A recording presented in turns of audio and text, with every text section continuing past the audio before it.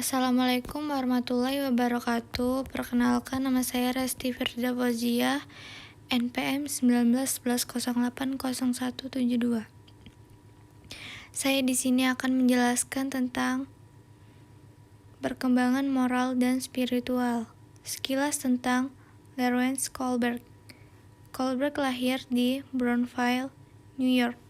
Pandangannya banyak diwarnai oleh Jean Piaget yang terkenal dengan perkembangan kognitifnya. Kohlberg mengikuti Piaget dan banyak melakukan studi terkait logika moral pada anak-anak dan remaja. Konsep dasar perkembangan moral. Perkembangan moral dalam pandangan Kohlberg lebih pada penalaran moral. Penalaran moral berkaitan dengan argumentasi yang melandasi suatu tindakan dianggap baik atau benar ataupun dianggap buruk atau salah oleh seseorang. Penalaran terus berkembang sehingga ada tahap-tahap perkembangan moral yang menunjukkan tingkat penalaran dalam menilai situasi moral. Konsep dasar perkembangan moral, penalaran moral, tidak sama dengan sikap moral sekalipun penalaran menjadi dasar perilaku.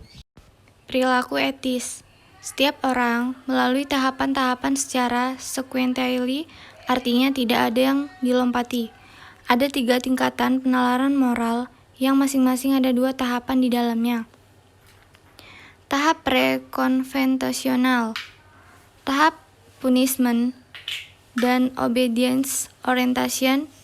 Konsekuensi dari tindakan adalah penentuan baik dan buruk atau benar dan salah. Sesuatu dianggap baik atau benar jika mendatangkan hadiah. Sesuatu dianggap buruk atau salah jika mendatangkan hukuman. Umumnya tahapan ini ketika masih usia anak-anak, walaupun orang dewasa bisa juga melakukan hal pada tahapan ini. Perilaku baik dilakukan untuk mendapatkan hadiah atau menghindari hukuman. Tahap pre-konvensional 2. Tahap instrumental, relativist orientation atau hedonistic orientation. Sejauh mana suatu tindakan bisa memenuhi kebutuhan diri dan orang lain serta tidak merugikan. Hubungan transaksional. Sesuatu dianggap baik atau benar jika bisa memenuhi kebutuhan diri, orang lain dan tidak merugikan. Sesuatu dianggap buruk atau salah jika mendatangkan kerugian. Perilaku baik dilakukan dengan tujuan mendapat kebaikan dari orang lain. Perilaku buruk tidak dilakukan karena tidak ingin mendapat perlakuan buruk. Tahap konvensional. Tahap interpersonal, concordance atau good boy atau good girl orientation. Sejauh mana suatu tindakan bisa mendatangkan penerimaan sosial dalam upaya conformity menjadi penentu baik dan buruk. Suatu dianggap baik jika menghadirkan penilaian sebagai good boy or good girl dari lingkungan sosial dan sebaliknya. Persetujuan atau penerimaan kelompok adalah hal yang sangat penting. Perilaku baik dilakukan untuk dibilang sebagai orang baik. Tahap konvensional. Tahap law and order orientasional.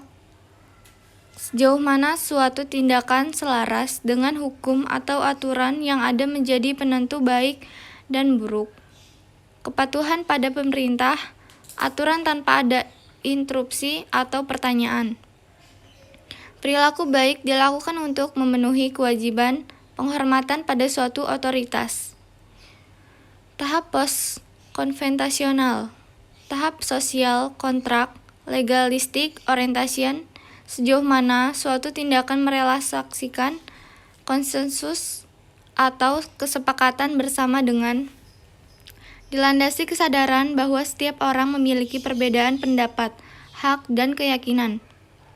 Aturan bisa diubah dengan mekanisme yang sudah disepakati bersama. Ada penghargaan terhadap hak atau pandangan individu. Musyawarah terjadi pada tahapan ini. Perilaku baik dilakukan sebagai bagian dari tanggung jawab atas kesepakatan sosial yang ada. Tahap post-konvensional. Tahap orientation universal ethical principle. Sejauh mana suatu tindakan merefleksikan prinsip-prinsip etis.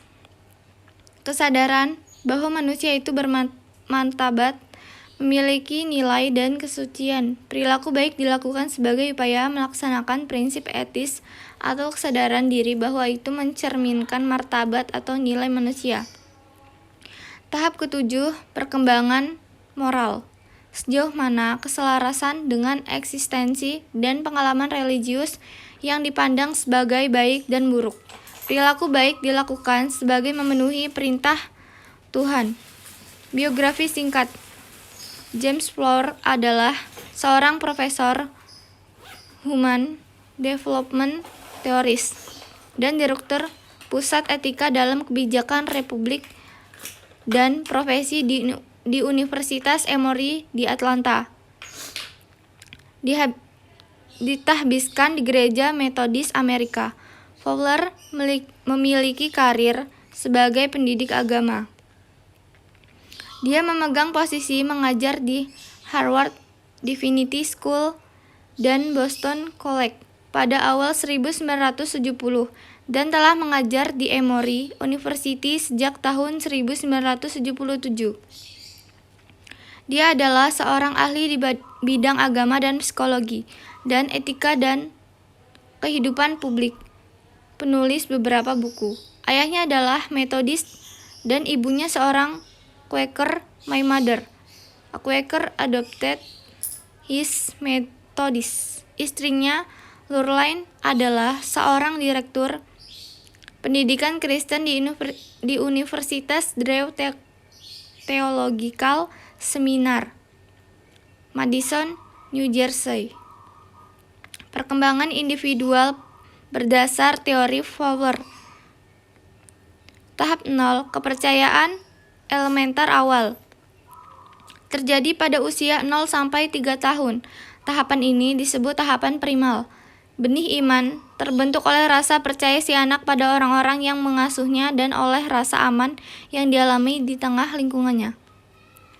Seluruh interaksi timbal balik antara si anak dan orang-orang di sekitarnya merupakan titik tolak bagi perkembangan imannya. Tahap 1. Kepercayaan intuitif proyektif. Terjadi pada usia 3-7 tahun. Tahapan ini disebut tahapan intuitif proyektif. Dunia pengalaman sudah mulai disusun oleh pengalaman indrawi dan kesan-kesan emosional yang kuat. Namun, diangkat ke dalam imajinasi, anak aktif bertanya, mereka kesulitan membedakan kenyataan dan fantasi. Anak memahami atau membayangkan Tuhan sebagai tokoh yang dikaguminya. Tahap 2. Kepercayaan mitis harfiah. Terjadi pada usia 7-12 tahun. Tahapan ini disebut tahapan mistis literal. Yang paling berperan dalam perkembangan iman adalah kelompok atau institusi kemasyarakatan yang paling dekat dengannya. Misalkan kelompok pembinaan agama, sekolah, atau kelompok sekolah berfungsi sebagai sumber pengajar iman. Pengajaran paling mengena kalau disampaikan dalam bentuk kisah-kisah yang bernuansa rekaan. Tuturan pengajaran lewat kisah rekaan cenderung diterima. Tahap 3. Kepercayaan sintetis konvensional. Terjadi pada usia 12-20 tahun. Muncul kemampuan kognitif baru, yaitu operasi-operasi formal, maka remaja mulai mengambil alih pandangan pribadi orang lain menurut pola pengambilan perspektif antar pribadi secara timbal balik.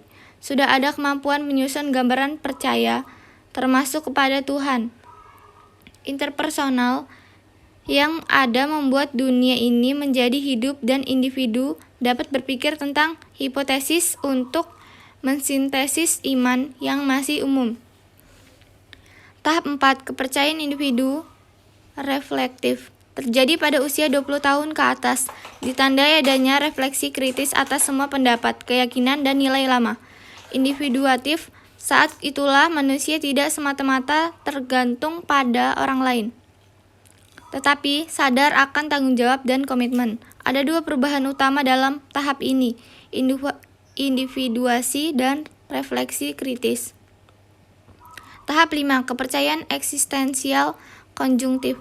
Terjadi pada usia 35 tahun ke atas. Ditandai sesuatu keterbukaan dan perhatian baru terhadap adanya polaritas, ketegangan, paradoks, dan ambiguitas dalam hidupnya.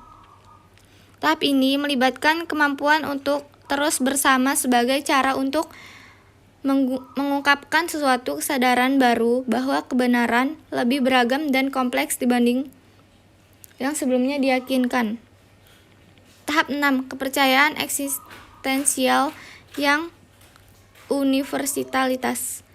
Terjadi pada usia 45 tahun ke atas. Gaya hidup langsung mereka berakar pada kesatuan dengan Tuhan, yaitu pusat nilai, kekuatan, dan keterlibatan yang terdalam. Baik bagi semua orang, mereka memiliki mimpi dan akan bertindak dengan komitmen yang mendalam sekaligus juga dengan biaya pribadi. Sekian dari penjelasan saya akhiri. Wallahul muwaffiq ila aqwamit thoriq. Wassalamualaikum warahmatullahi wabarakatuh.